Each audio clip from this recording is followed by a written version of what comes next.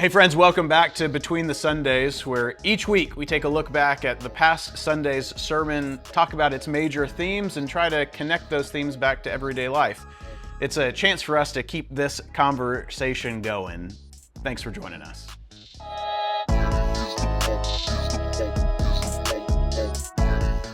All right, we're back. Week 3, Lamentations. We made it. We've survived the rapture. I know it. I didn't know if today was if you knew Rapture Day was today, I didn't know that was today. In TikTok world, today is Rapture Day. Oh, is that right? Either we made the cut, or we didn't. Or we didn't. Okay, we'll see what the end of the day holds. We're still here. So far. All right, week 3, Lamentations. All right, Carol. For folks who didn't catch the sermon on Sunday, but can in the description below, talk to us a little bit about. Summarize it for us. What's the heart? What is Carol's sermon from week 3 in a nutshell? I think the summary is that even in the midst of lament, God moves us towards hope. And not just hope in terms of feeling better, but hope in terms of doing something with that hope. Yeah. Yeah. Helping to heal the world. Yeah, because I think God calls us to be partners in that healing. And so one of the things I said that I think is very true is that lament keeps us from being in denial. Without lament, we don't see things, express things the way that they really are. And so I think to be able to do that enables us then to move towards hope. Yeah. Yeah. It's a big nutshell. Thank you. Let's crack it open.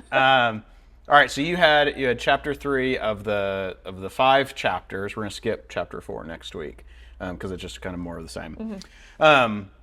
What in those 33 verses or so in chapter 3 kind of really caught your attention and drew you into the text? Well, I think for sure that there is a noticeable shift.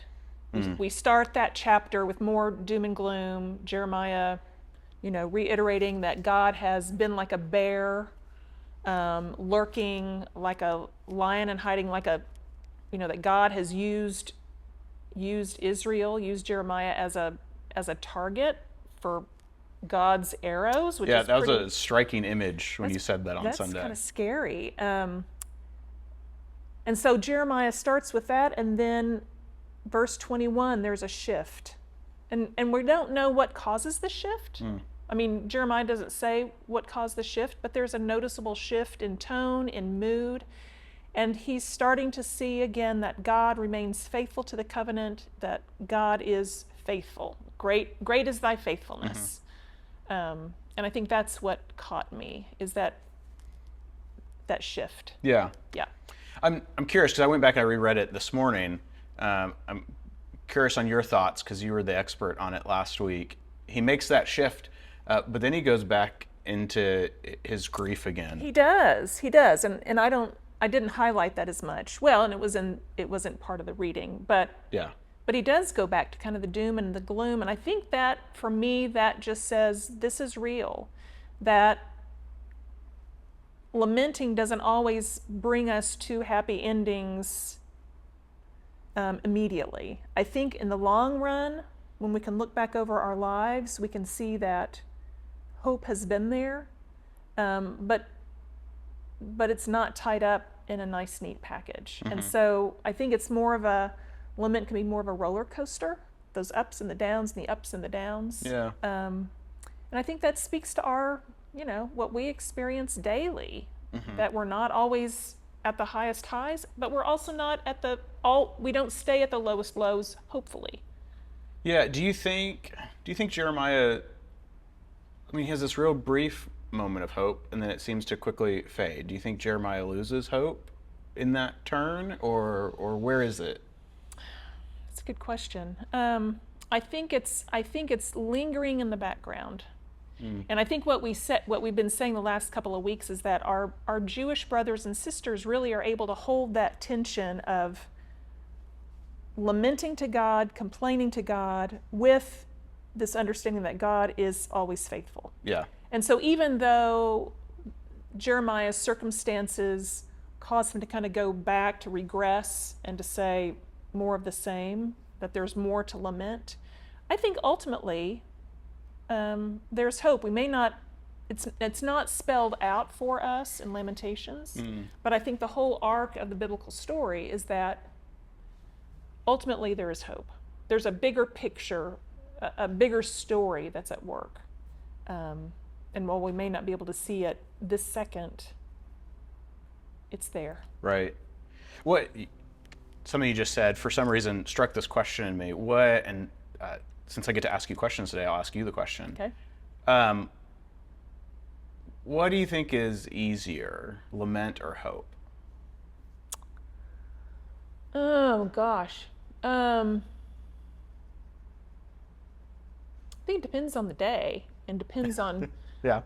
What's going on in the world. So, it's been, for me, it's been really easy. It's been easier to lament more recently due to all the violence in the world. It's easier to lament and to complain, and a little more difficult to see the hope that I trust is there. Mm-hmm. I don't always act. I don't always behave as if hope is there. But I trust that it's there. Is that fair? I think so. That makes sense to me. Yeah. So for me, lament comes easier. How about you? Well, I don't have to answer any questions today, so I will plead the fifth and keep moving. Do it. No, I think I'm right there with you. I think lament is well. I think grief is easier. Yeah. As we've been talking about, lament is something much deeper and richer that pulls us out of the cycles of like outrage and anger. Yeah. So if I can throw a third category, I think grief falls in there far easier than lament or hope. Well, then let me change my answer. For sure, grief is easier to do. Lament is the expression, I think, of that grief. Yeah. And so sometimes I don't always express my grief. Right. But, Well, you gave us some really powerful images of hope in your sermon on Sunday. Things like God's compassion as a womb, the idea of fragments of light being scattered throughout the world and gathered together, and then you spoke of the story of laughter, laughing at the Ku Klux Klan as they marched through the Auburn town. Yeah, I love that story.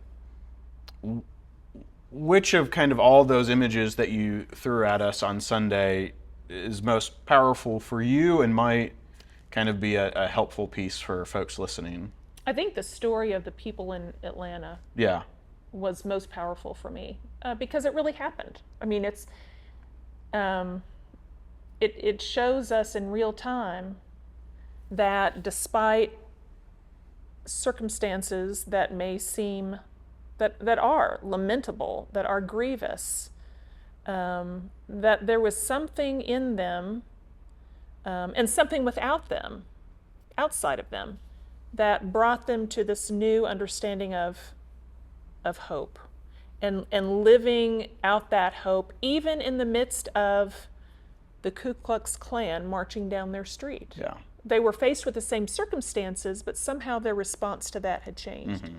And I think that's because they were able to live more hopefully, due to I think probably their own faith in God, but I think also because externally things were changing in this country. Yeah. The civil rights movement was taking hold, more ground was gained there, and so some of that initial fear they felt went away. Yeah.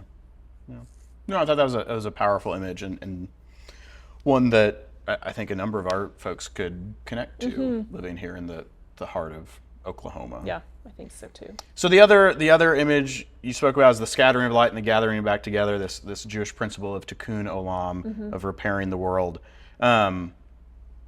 What does that practice look like today? Today, in September 2025.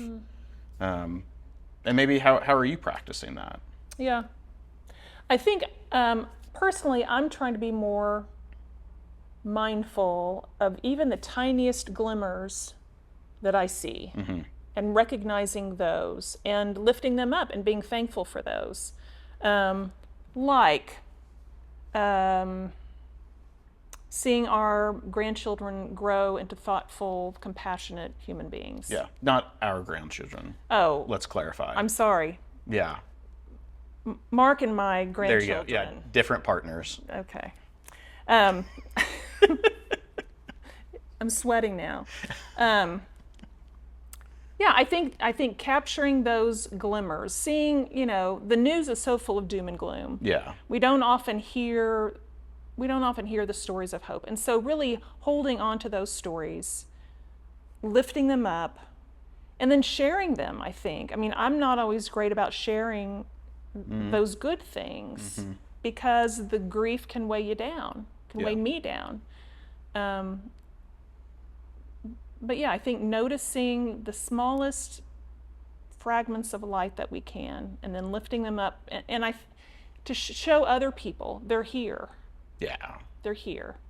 Yeah. Yeah, I love that concept. It's a really beautiful idea. Yeah, I think so too. All right.